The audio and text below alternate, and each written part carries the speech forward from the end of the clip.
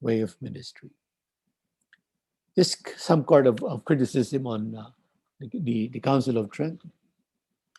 It did not develop a theology of sacraments except to state what has been stated in the medieval period about the sacraments as outward signs instituted by Christ to give grace, so making distinction about sacramental grace and, of course, other types of graces. They simply answered the reformers' questions, thereby allowing them to determine the areas of discussion. In other words, you object, this is my response to it. But developing it further and trying to what do you call this, explain your own ideas, your own background. If I'm able to refute you, that would be sufficient to me. So Trent did not really face the issues raised by the reformers. Again, we do not blame so much Trent, but I mean that's the whole situation. When you are under pressure, then of course something is going to happen. But also there was too much canon law, too much concern for power, which prevented the Council of Trent from delving deeply on theological issues such as ecclesiology, sense of the church, soteriology, the theology of salvation, and sacramentology, the theology of the sacraments. So kind of criticisms. Now, we move further after the Council of Trent. I hope we'll be able to finish it before 10. The Tridentine reforms on paper and the documents took centuries to be implemented. Remember that St. Vincent de Paul was promoting seminaries in the 1600s. But notice it's almost 70 years since the Council of Trent. So it took years to implement. And seminaries was one of those reform ideas of the Council of Trent. Okay. So there were really genuine reform-minded church leaders. Charles Borromeo was one of them. Look at this picture. But also during this time, we're talking here about 300 years, from 1565 to 1962, 400 years, the growth or the expansion of mission land. Because Europe started to discover, quote unquote, lands that, of course, were already in existence at that time, but they always think of them as discoveries. Magellan discovered the Philippines, or Columbus discovered America, discovered my foot. What do you mean discovered? They were already there. You just came in there and took everything. And then we put the flag of the coat of arms of the King of Spain or the King of Portugal and said, this one belongs to Spain, this one belongs to Portugal, etc. That is all that they did. But it means that they were expanding outside of Europe. They were expanding outside of Europe. Of course, that meant a lot of money. You need to pay a lot of money for that. But at the same time, the ROI, the return of investments, is so high because all the things that you are going to be getting from whether you talk about the Spice Islands of Indonesia, or you talk about the gold in Mexico, and all the other things that you will find in South America or in Africa, they're all going back to Europe. Okay, so that's part of what they call missionary expansion. Expansion of Europe as a civil culture, but also expansion of the church together with the civil culture, the civil powers in Europe at that time. But what happened in the Philippines? Those so-called Magellan and Company, the discoverers, so-called discoverers, they came bearing the name or the name of the crown of Spain and claiming this Islas Filipinas under the name of the king. Okay. Now, but coming with them were Augustinians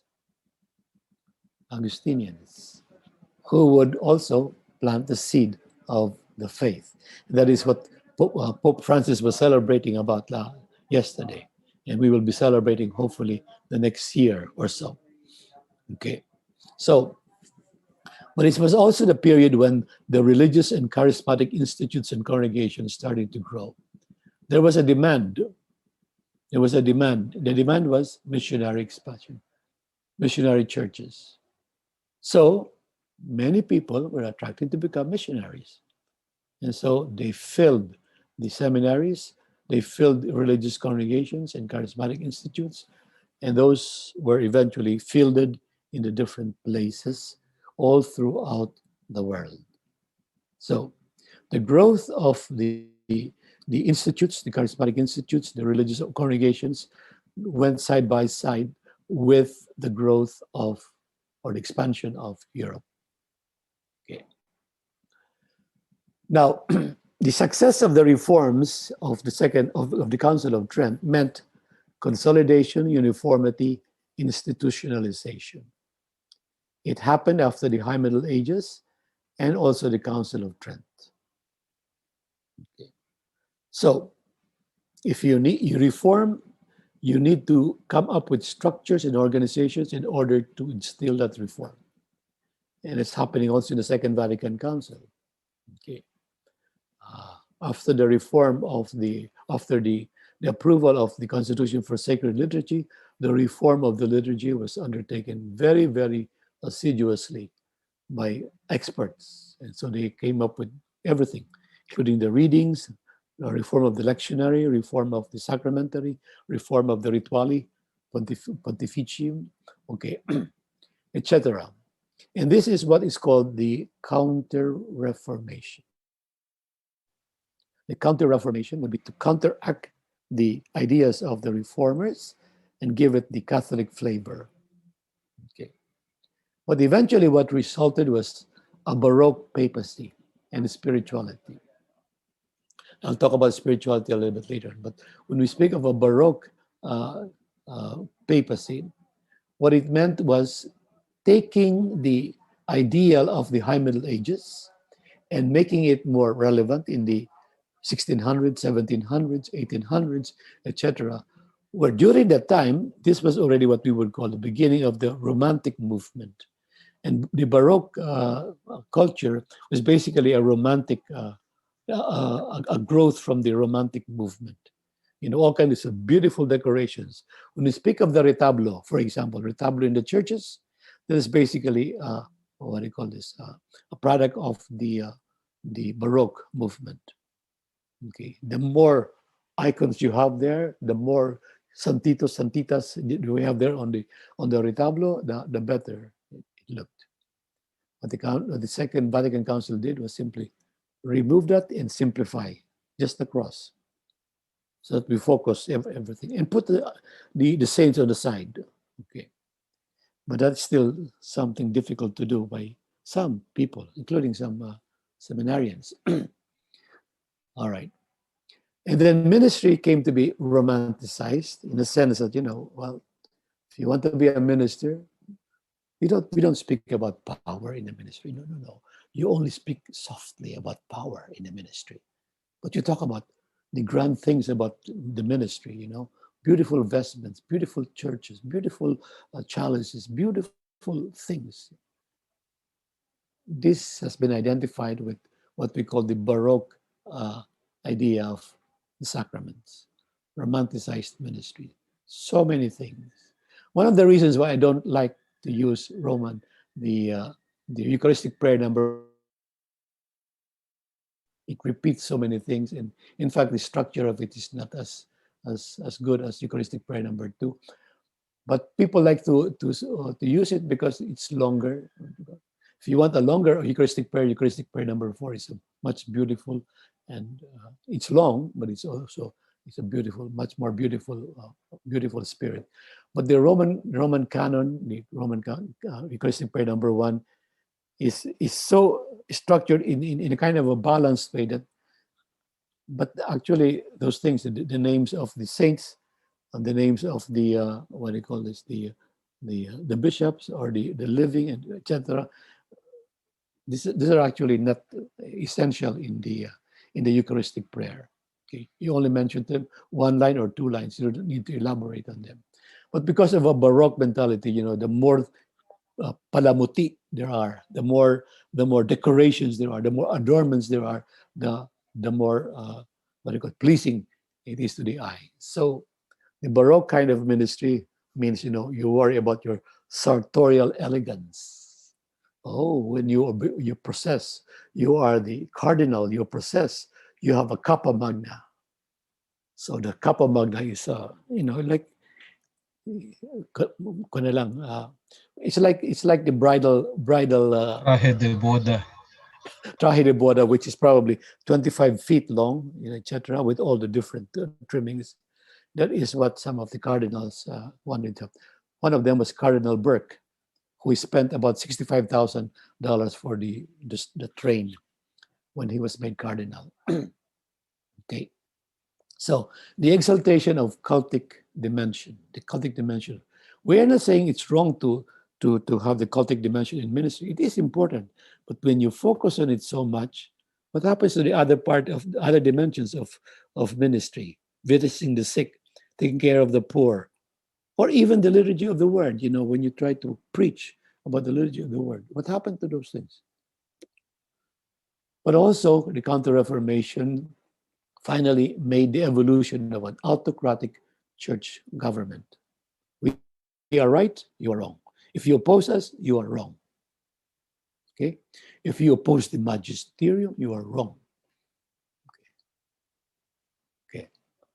On the part of the world at large, here we're talking about historical background, there were religious wars in Europe lasting decades. Oh, Protestants against Catholics, etc. And, all kinds. In France, for example, Huguenots against the Catholics. Oh, unbelievable. Expansion of European power to other parts of the world, to what is called the New World, Latin America, Asia, and Africa. We in the Philippines have become part of that. Those of you in Vietnam became part of France. Those of you in Myanmar were part of the British. Or those of you from India became part of the British. Those of you from Indonesia became part of the Dutch. Those of you who were in Hong Kong or in China, they were part British, etc. Japan, which stood. No, you cannot conquer Japan. Intellectually, there was a philosophy that considered itself as autonomous from the church. In other words, on equal level as the church. In other words, we are parallel ideas. There's the Christian idea or Christian philosophy, and there is the what we would call Enlightenment philosophy, modern and rational. There were also political revolutions, like the revolution in America. In 1776, they declared an independence from England. And of course, in 1789, we have the French Revolution, la Révolution Française. Okay. The scientific industrial revolution came a century later when things were now mechanized, industrialized, scientific. Okay. And now we have a technological revolution in our own times. So a lot of things are changing. Where is the church? Is the church changing with the times? No. Why? Because the church is still very busy asserting its own power. It's very interesting. Yeah? The church is very busy asserting its own power. Oh, you are complaining about that. You are discrediting us, but we have a power. We have a power. This will culminate, of course, in Vatican I with the dogma of the infallibility. Okay. The first 100 years after Luther's break, for example, there were some internecine religious wars. Even among Protestants, they were also fighting with one another. Okay. But especially between Catholics and the Protestants. But there were also forceful and feared institutions like the Inquisition to make sure that you are Orthodox, that you are following us in the Roman Catholic Church. we will ask someone to examine your ideas, your teaching. And if we found your teaching disagreeable to us, then we will declare you a heretic. We will declare you, we will forbid you to teach in the Catholic institutions. And not only that, we will put you in jail. Inquisition basically was that. The main point was to convince the other to the other side, to one side rather, making use of scriptures, tradition in defending one's positions or deepening one's understanding of these things. How about the church? What did the church look like at that time? By the way, if we talk about the church, there are very important sources that you could use. The number one source, of course, is the Catechism of the Council of Trent, with 4 parts: the Creed, Sacraments, Decalogue, and the Lord's Prayer. If you compare it with the Catechism for Filipino Catholics, you will find a big difference, even in just the way it's structured. Catechism for the for the Filipino Catholics is talking about Jesus Christ as the truth, the life, the way, the truth, and the life. That's the structure of the Catechism, which is actually a very good structure. On the church, basically the Council of Trent, and after the Council of Trent, the church would speak about the 3 parts of the church: church triumphant, church militant, church suffering. Church suffering, those in purgatory; church triumphant, those who are already enjoying bliss, the beatific vision; and church militant, we here on earth. We are fighting against Protestants and against other people who are attacking us. That's why we're called militants. Okay, so we are all soldiers for Christ. That's the idea that we had. When I was growing up, that's the idea that I had. Okay. What are the signs of the church? Well, the signs of the church, you go back to the creed, the Nicene Creed. The church is one, holy, Catholic, and apostolic. If you have all these 4 signs of the church, then you belong to the right church. One, holy, Catholic, and apostolic church. We are one, except that most of the time the unity here is interpreted as uniformity.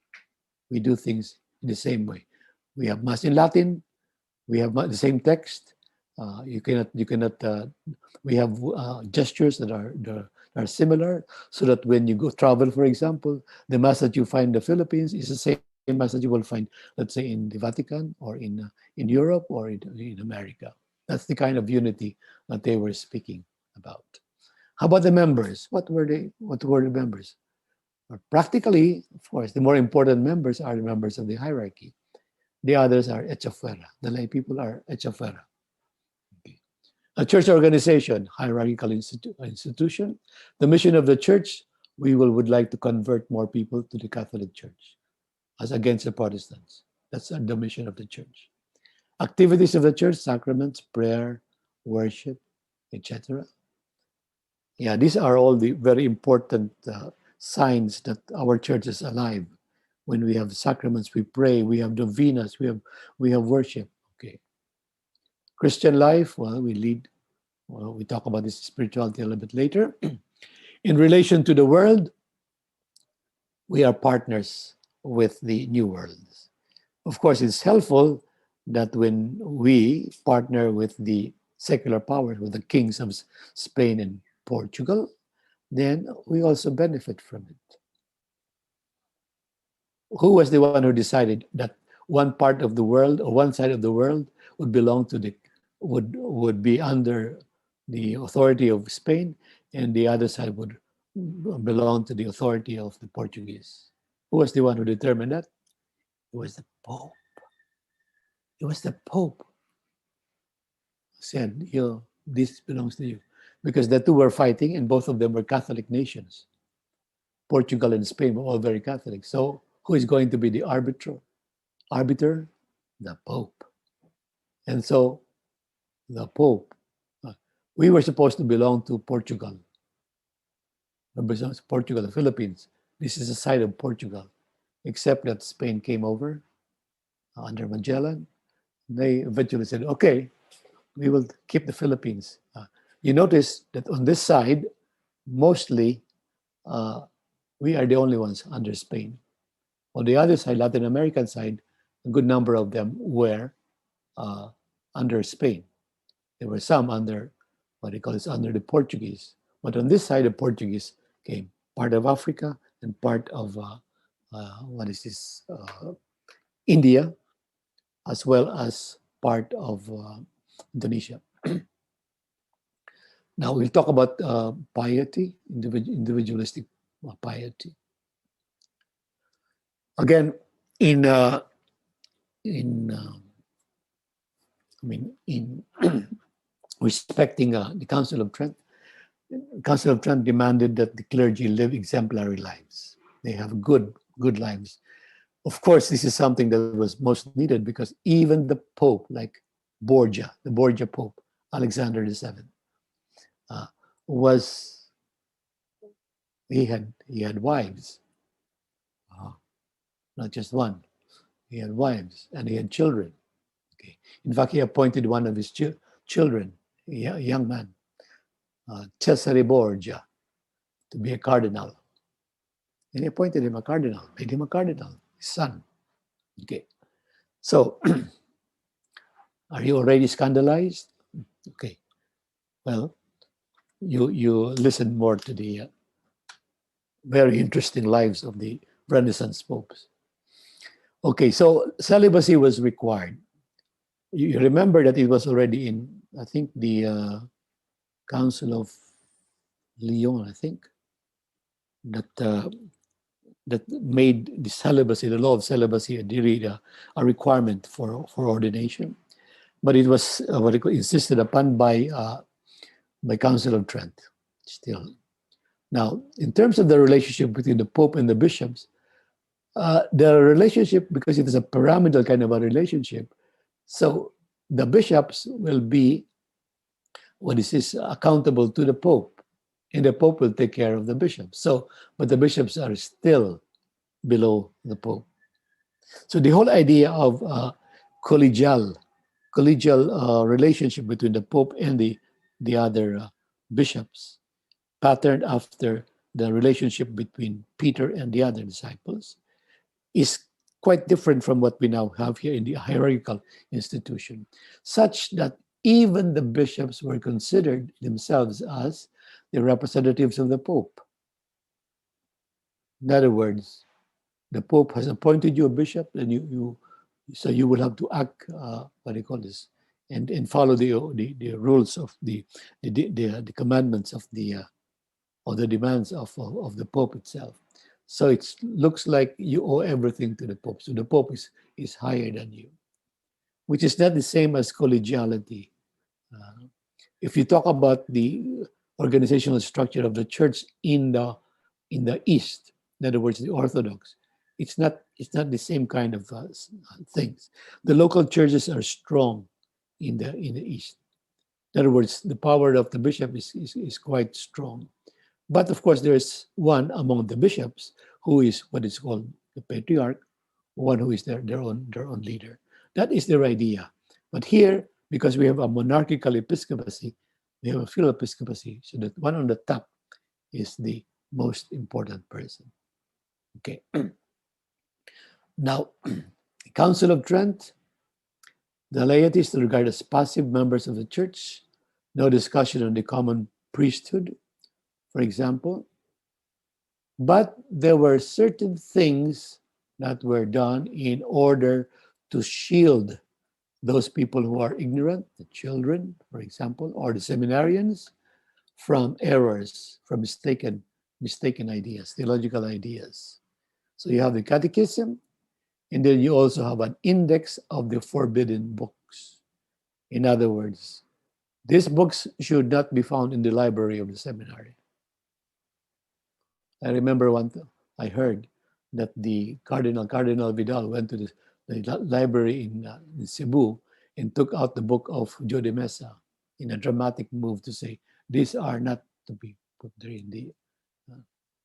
Several years before that, actually, I already discussed it with him, that this was, according to the Episcopal Commission on Doctrine and Faith, this was okay. So I don't know what happened, why he changed his mind, why the Cardinal changed his mind. But I think it's probably influenced by some other people, some other groups in the church. How about ideas affecting ministry? Again, the clericalized notion of the priesthood, emphasized by the French school of spirituality. We will discuss this. The emphasis is on acquiring holiness, reciting the breviary, and celebrating the Mass. In other words, living a good life of a priest, a holy life. That is enhancing position of the clerical states. So it is good. It's beautiful to say someone who is trying to live the real responsibility of the priest as a spiritual leader, especially as a cultic minister. But again, that's narrow, that's limited, that's limited. That needs to be expanded. The emphasis on jurisdiction tended to look at issues on the sacrament of orders from a more legal and canonical perspective. And that is sometimes, canon law is important, but at times it becomes like a domineering kind of a stepmother who only is there because, the original mother has died, but the stepmother comes in and imposes, this is what has to be done because we follow canon law. Remember, canon law only follows theology. It's a precedence over canon law because everything that you have in canon law is based on theology, the kind of theology that is accepted by, of course, people.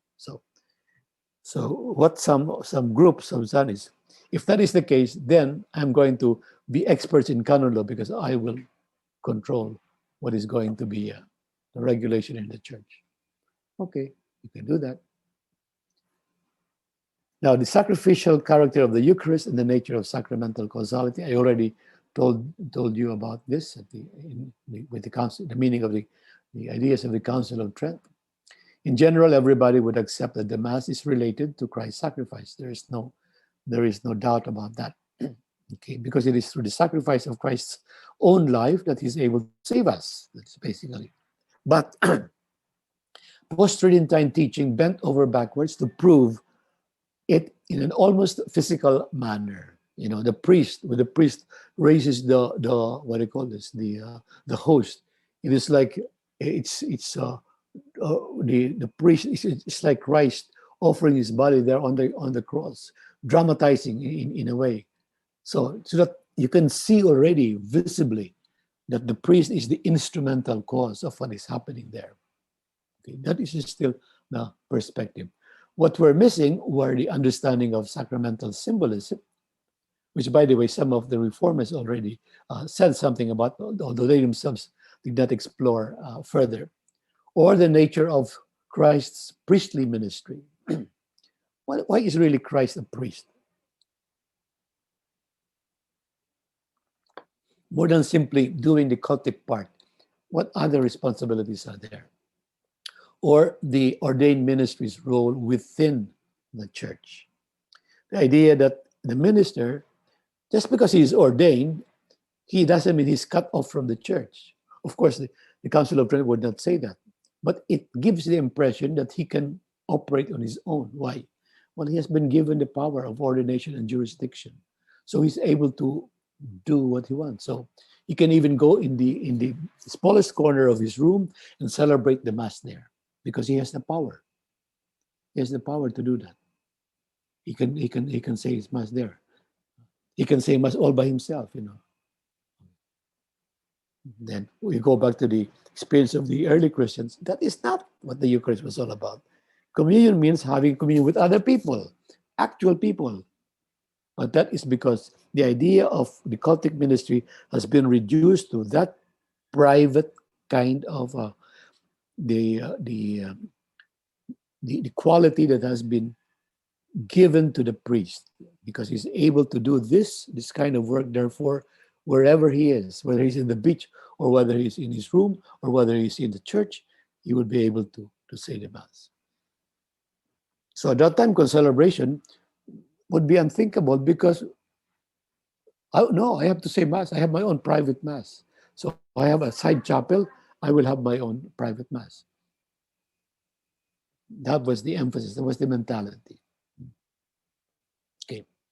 Now, there were some theologians, I just mentioned some of them. Thomas Stapleton, for example, was the one who insisted that the Protestant ordinations were illegitimate because precisely they lack what they call apostolic succession. Luther was not a bishop, therefore, any other, what do you call this, any other people who would be ministers following the footsteps of Luther would not have what we would call valid authority to ordain. Orthodox are valid successors from the apostles. Therefore, their ordination is valid. The Protestants would probably answer and say that is not exactly what we want anyway. What we would like is to look at ministry not only from that perspective of the cultic part, but much more general. I am taking care of the community. I am called to serve the community. Robert Bellarmine, practically the one who defined the teaching of the Council of Trent, because he was the one who was responsible for the theology behind the Council of Trent. He's the most influential theologian for the next 300 years. And his ecclesiology and theology on the sacrament of orders is the classic Tridentine doctrine. The ordained receives a special character that distinguishes him from the laity. So they were starting from the fact that the ordained is different from the laity. Then the question is, what is the difference? How does it become different? He was ordained. The laity was not ordained. So that must be. Then we got to dig deeply on what is that change that is happening in the priest who was ordained. It's a sacramental character. Okay. Now, the problem comes when you say, okay, when he's made a bishop, does he receive again another sacramental character? That was a question, theological question, sacramental question. But the bishop is the summus sacerdos, the high priest. Therefore, he receives a more extensive character than the priest's character. In other words, if you're just going to be on the same level as the bishop and the priest, then the priest will say, I don't need to become a bishop. I have the same power. Or, let's say, what is this? Whatever the bishop is receiving, I should also be receiving. Because pantay lang naman kami in terms of ordination. So, you have to justify that, okay, the bishop is a bit more. So ordination is more than a function that can be given one day and taken away at will. In other words, ordination is something that changes you, who you are. Okay. Another one was Francisco Suarez, who was a Spanish Jesuit. But his mentality is a very canonical mentality. Although he's what we would call moral theologian, but he basically is that was a time when Suarez, the theology of moral theology and canon law were almost like together. When you start talking about sin or about absolution of sins, what are the ones that have to be absolved? You almost go back to the canon law and says, what are the things that are reserved to the Pope? What are the things that are reserved to the bishop, etc., etc. But that's basically canonical. It's not actually sacramental theology. Okay. From Christ the high priest, according to Suarez, the ordained shares the priesthood, but understood primarily from the cultic perspective. Okay. The ordained leads the people in their worship by teaching, by governing, by judging. Okay. Notice some of these ideas were beginning to be coming from the Protestants, from Calvin, for example, in regard to the priest, prophet, king kind of structure. In the Eucharist, the priest acts in persona Christi, the person of Christ. But he also represents the entire people. But the people can enhance their participation in the Eucharist if they are able to put their inner sense, their inner consent, their spirituality, together with the spirituality of the priest, and join the priest in his spirituality.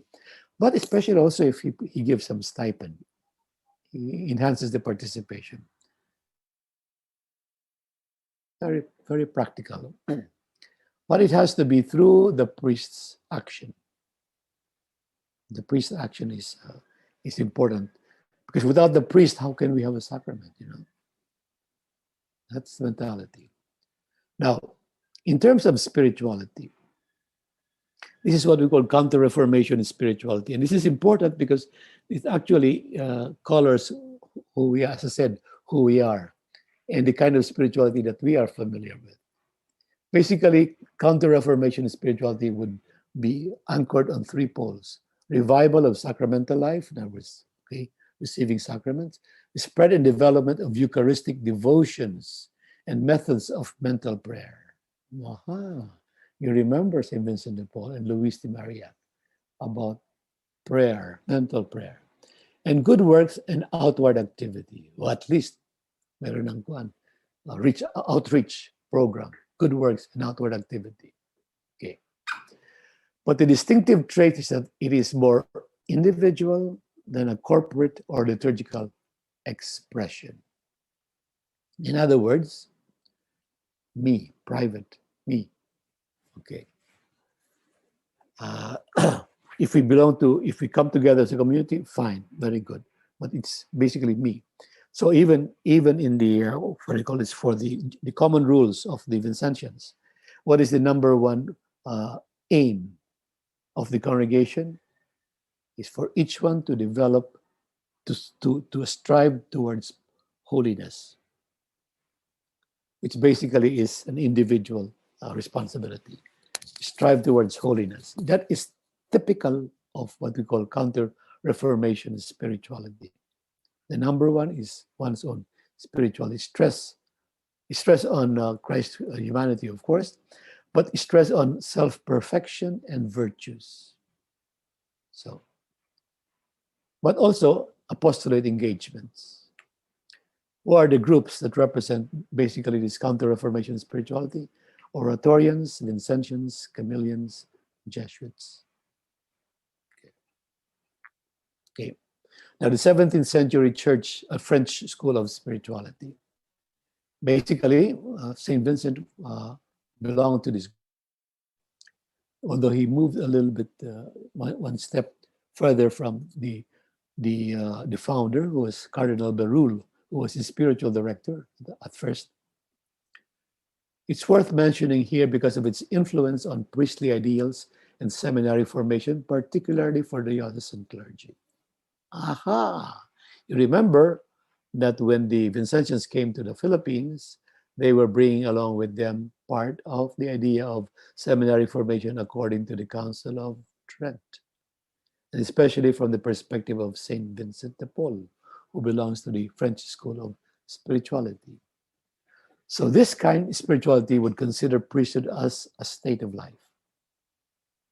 You're taken out of the world for the service of the church, yes. Okay. So you have to follow laws that have to do with ritual purity, meaning celibacy would be important, prayer life would be important, okay, as well as apostolic engagement would be important. But basically, it all revolves around a cultic role for the priest. Okay. So when we want to be to meditate on Christ's life, then we take time. And so we develop this little method, St. Vincent developed, a little method of meditation. Okay. Why do I have to do this? What is it and how? The why, what, and how. The three steps of the little method of St. Vincent de Paul. Okay. So when you talk about meditation, you talk about the three method. This is basically French school of spirit. And the idea there, of course, is to pattern your life after the model that Christ has given us, how he sacrificed his own life for the sake of the people. So again, still, in the area of spirituality, is still very cultic in its emphasis. So the basic role of the priest to form Christ in the hearts of people by spiritual direction, by example of a life of prayer. I can say that Bishop Rolly Santos is a great example of this. Okay, develop a synthesis of cult and pastoral ministry. contemplative life in the midst of ministerial activity, Carthusians at home and apostles in the field. This is basically a quote from St. Vincent. Okay.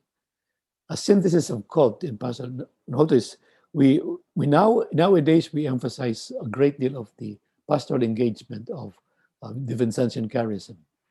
It's very true because it's work for the poor. But side by side with it was always the idea of spirituality. And that is why there came a point when, even for the Daughters of Charity, for example, you have to be exposed to the, St. Vincent would say, your chapel is the streets. So you have to go out and help them. But he wants them back in the convent, in their houses, by 6 o'clock in the evening because it's time for prayer, it's time for reflection. And then when you are there, you observe silence, quiet, because you are like Carthusians in your own home. You're contemplating. You're working out during the day, but when you come back, you contemplate, you work hard. Okay? So that is basically the emphasis in that kind of spirituality. The priestly formation were undertaken by the Sulpicians, which was founded by Jean-Jacques Ollier, although when it is Bernier was saying that most of the ideas with Sulpicians, which is a bit more rigid, were actually not Ollier's ideas, but the one of Pierre Tronçon. Okay. Then, of course, the Vincentians. I don't know them. Do you know them? The Vincentians. They exerted influence in the training of the priest until the time of Vatican II. What happened after Vatican II? Abangan. Debate on the priestly character. There are basically two views of ministry, functionalism and ontologism. I already made mention about functionalism in the Council of Trent, but in regard to ontologism, this is the idea that when you are ordained, you now belong to a different state of life, and that there is some ontological change that takes place in you. That is called and that change is explained by the concept of character. Now, Protestants and Orthodox reject the idea of character as permanent and indelible. Because if you go back to the time of the early Christians, they can choose bishops, but they can also depose bishops. They are not permanent. Okay? Or the offices, you can be an elder, you can be a presbyteros, or you can be a diaconus, but if things do not work out, you can just easily say, okay, don't exercise anymore your role. But here, because now priesthood becomes a state of life, then you have to justify why it is a special state of life. There must have been an essential change that goes on in you upon ordination. That is basically. But again, the Protestants and the Orthodox would say, okay, you are minister, you are deputed to be this. But it's not permanent. The only thing it's permanent is because you, when you do it, you do it wherever you find yourself, you can do it. Okay. Then it permanent in the sense that you keep doing it, you keep doing it. That is supposed to be what it is all about. But not permanent in the sense of there's a seal imprinted in your soul that is different. So, for example, when you go up to heaven, yung mga pare daw talagang bubusilak yung mga seal nila kasi mayroon silang kakaibang seal, different from the ordinary hoi polloi, the lay people who wouldn't have the busilak, who wouldn't be the what you call sparkling gun, because they don't have the character. That's a bit much. Okay.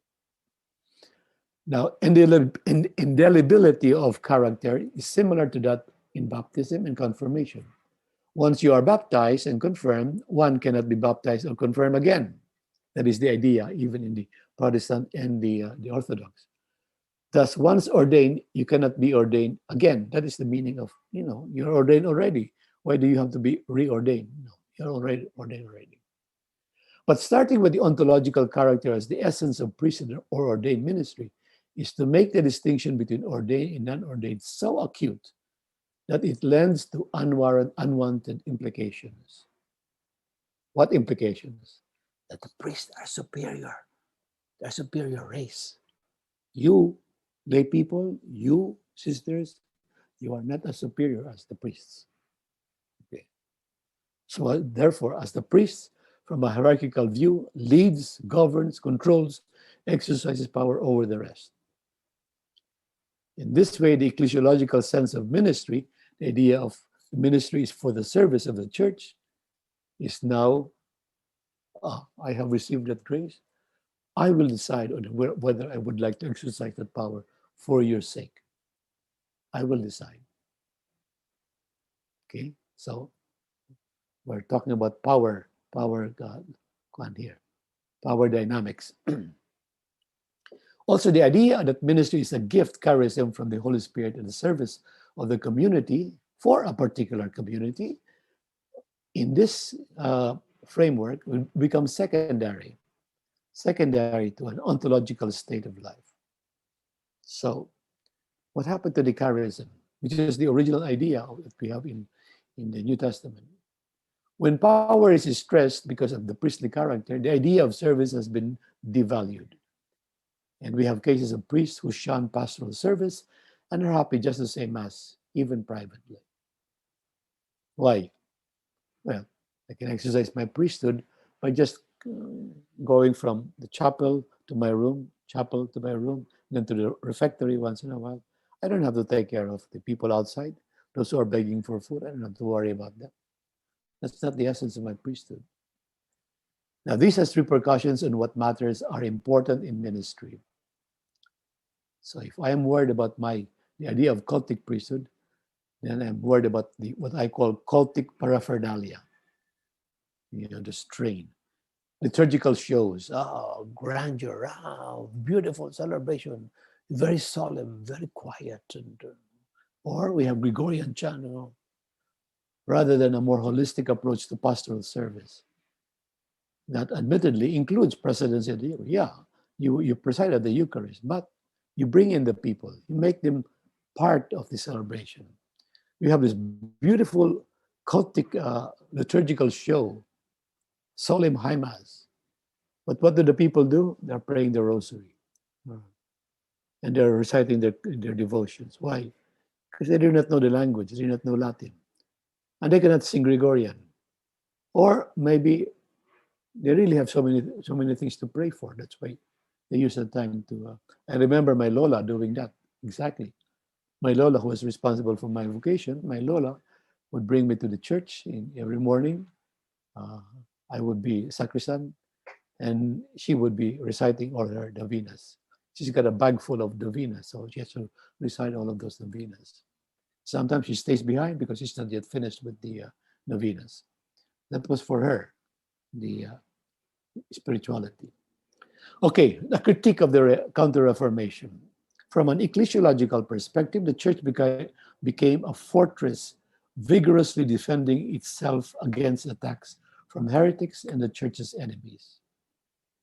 From the point of view of spirituality, the approach tended to favor individualistic piety rather than communal action. Again, I don't have anything against the French school of spirituality, but what only I do not like is too much emphasis on the private and the individual. Our spirituality grows with the community.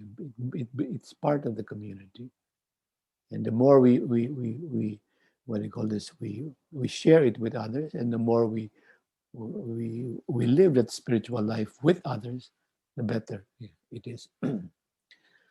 So that the emphasis on private masses and the aim of saving one's soul, striving towards one's perfection, developing personal habits and virtues. I can tell you these are the things that we have inherited in the Vincentian tradition, and it's still very much there. But I think it's very good for us to be aware of the bigger context of what we are doing in terms of our spiritual exercises in the Vincentian family. But the whole idea of sacrificial mortification, asceticism, that is still part of the inheritance that we received from Vincent de Paul and his group. From a missionary perspective, this period We have witnessed great strides in evangelization and missions in foreign land. And what was brought to these places was also Western Catholicism. So they ask, why are we talking about this history from a Western perspective?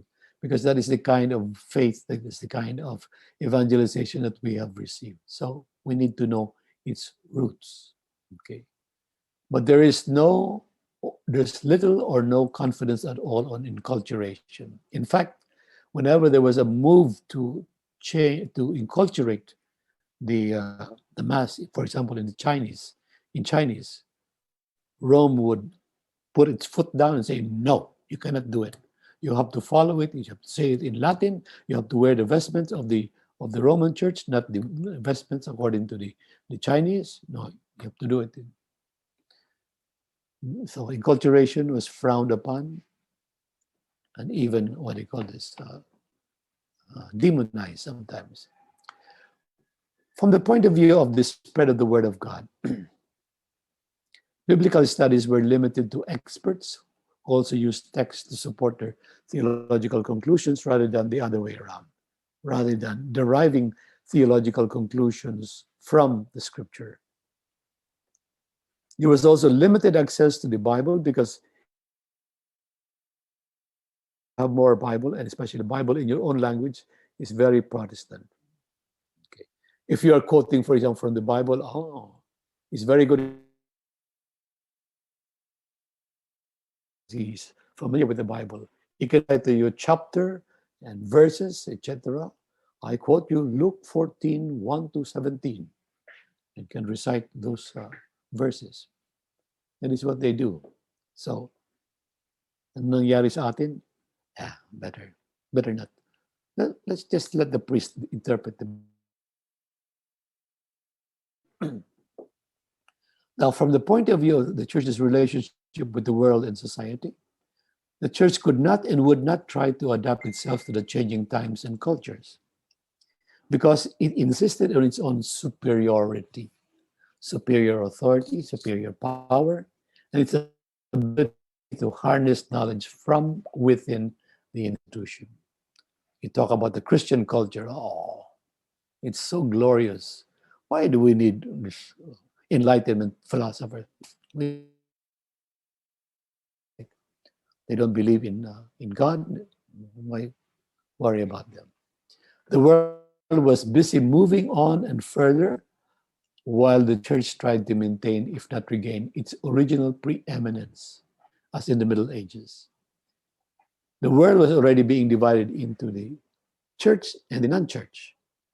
But the church insisted on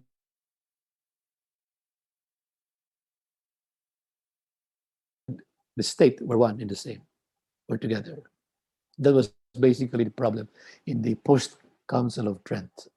The church's backward mentality eventually put many of its own theologians in question for simply thinking independently from the so-called magisterium.